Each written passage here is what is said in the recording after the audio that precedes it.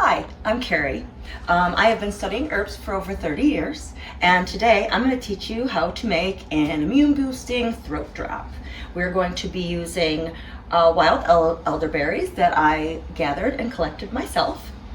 We have some marshmallow root powder, which I will link in below where I've gotten that, and we have slippery elm powder.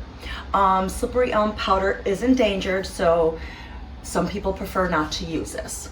We're going to be using Manuka honey and local raw honey, and you should stick with your local raw honey because that helps boost your immune system and it gets you used to the pollen that's in your air in your area. And the first thing that we're going to do is take our elderberries, and it really doesn't matter with the amount that we start with as long as our ratios are okay at the end. So I'm just going to do this by eye, and we're going to put this in our mortar and pestle, and we're going to grind these until they're a real fine powder. So I put about 1/3 cup into my mortar, and we are going to grind it into a fine powder with the pestle.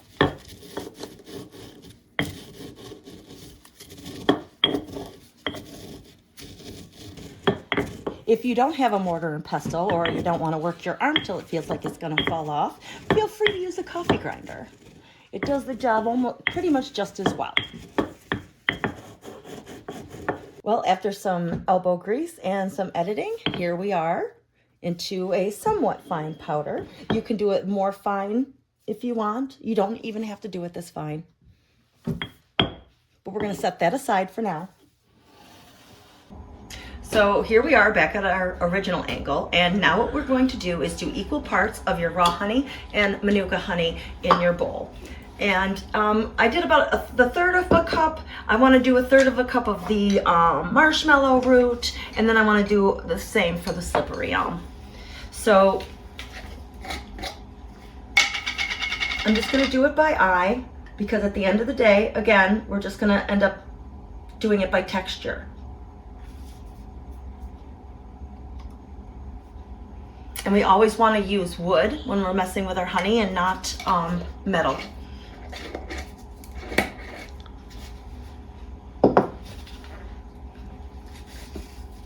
And I can't get this open.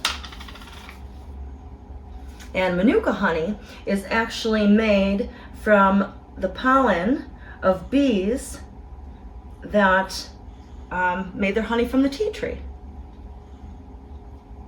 Tea tree plant or bush. And we're going to mix our honey, and you can see the difference between the Manuka and the raw honey.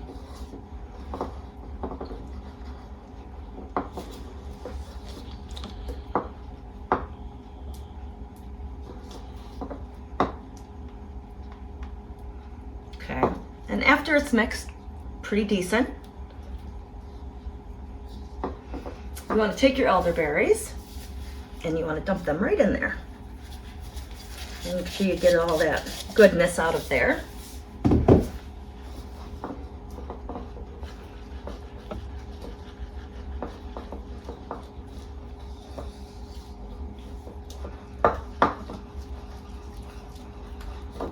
And it should look like that after the elderberries. It seems like it's a little thick, but we want to get it to a point where we're going to be able to roll it into balls and it's not going to stick to our hand. So we'll start out with a slippery elm.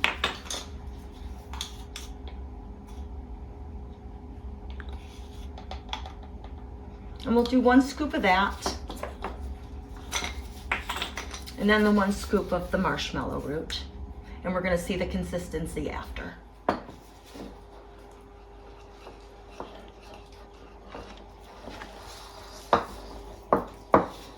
As you can see, it's still pretty sticky. So you most definitely can add just as much of the same amount of slippery elm and the marshmallow root. And you just want to make sure you get it mixed up really well. So we're going to do 1 more scoop marshmallow root.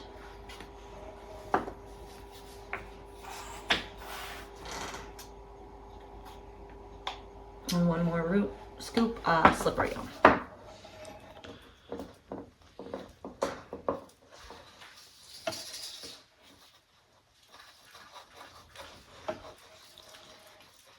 And now we're finally starting to see a little bit of a change, but we'll see once we get this all together. Okay, so I pretty much put in about 3.5 scoopfuls of the slippery elm, 3.5 scoopfuls of the marshmallow root, which I believe is pretty close to the 1/3 of a cup of elderberry.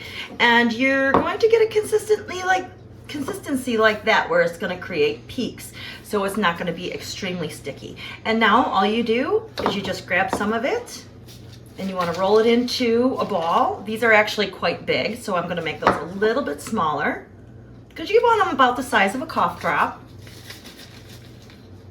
And there you go. And you're going to stick it on your wax paper or parchment paper, and you're just going to ball all these up.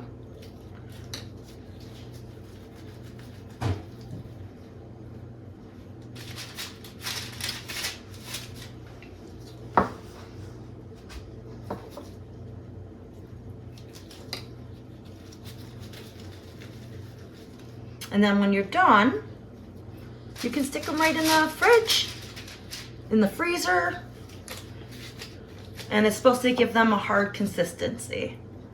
And this is the end result, and some of them are big, and you can always cut them in half later, but we're gonna stick them, and I think in the freezer for a little while, and we'll see how they turn out. And they should harden right up, and I should be able to peel them right off the parchment paper. Well, our cough drops have been in the freezer for a while now. I will say that I did start cutting them up in pieces, and I forgot to record it. So we'll put our glove on. And I've been rolling them into pieces about that big. They are still a little sticky, but I cut them.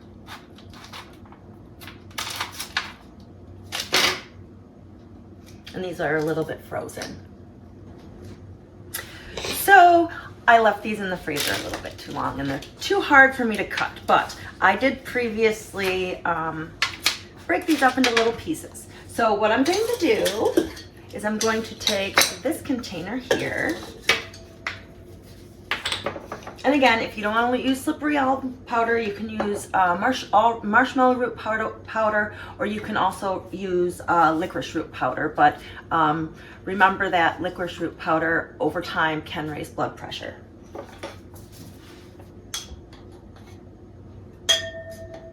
It's going to put a couple scoops in there.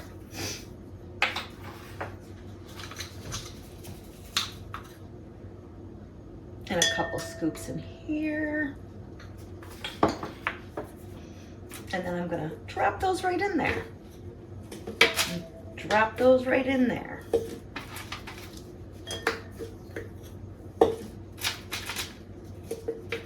And another thing I forgot was a utensil to get these out.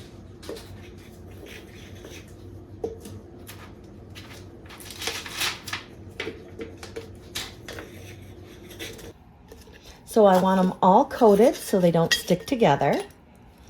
And you just store them in this jar. And you can put them in the refrigerator, and they'll stay good for a really long time because honey never ever goes bad.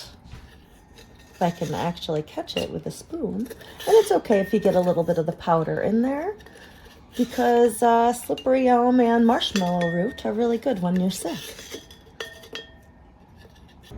And here we have our end product, our immune boosting throat drops. And you just, like I said, roll them in that slippery elm and marshmallow root powder, and you keep them in the refrigerator. And every time someone has a cough and even an upset tummy, you can take one of these, and it should definitely help. And and it's homemade. Thank you for watching. If you'd be interested in seeing me use any more medicinal plants, you can press subscribe below.